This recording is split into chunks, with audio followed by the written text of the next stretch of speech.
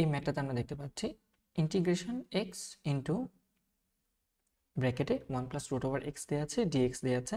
একদমই বেসিক সূত্র, আমরা integration of x to the power n dx এর ফর্মুলা জানি। x এর পাওয়ার 1 বেড়ে যায় এবং সেই পাওয়ারটা নিচে রয়ে যায়। সো এখানেও ঠিক একই রকমভাবে আমরা ইন্টিগ্রেশন করব।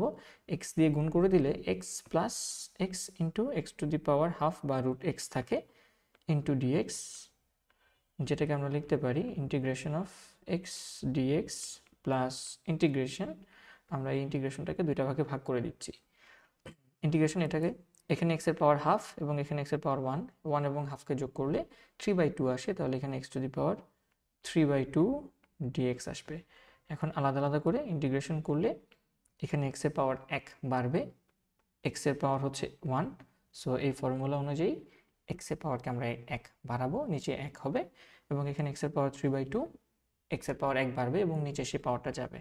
তাহলে আমরা যদি ফর্মুলা অ্যাপ্লাই করি আমাদের এখানে হবে x to the power 2/2 plus এখানে হবে x to the power 3/2 plus 1 divided by 3/2 plus 1 plus C দিতে হবে। ইন্টিগ্রেশনে সবসময় যখন আমরা ইনডিফিনিট ইন্টিগ্রেশন করি লিমিট ছাড়া, জাস্ট ফর্মুলা অ্যাপ্লাই করার পর সি অ্যাড করতে হয়। তাহলে আমরা যদি এটাকে একটু সিম্পলিফাই করার চেষ্টা করি, আমরা লিখতে পারবো হাফ এক্স স্কোয়ার প্লাস এই দুটোকে যোগ করলে হয়ে যায় 5/2 মানে আড়াই, যেটাকে উপরে আসলে এটা হয়ে যাবে 2/5 এক্স টু দি পাওয়ার, এটা হয়ে যাবে 5/2 প্লাস সি। এটা হচ্ছে আমাদের ম্যাথের অ্যান্সার।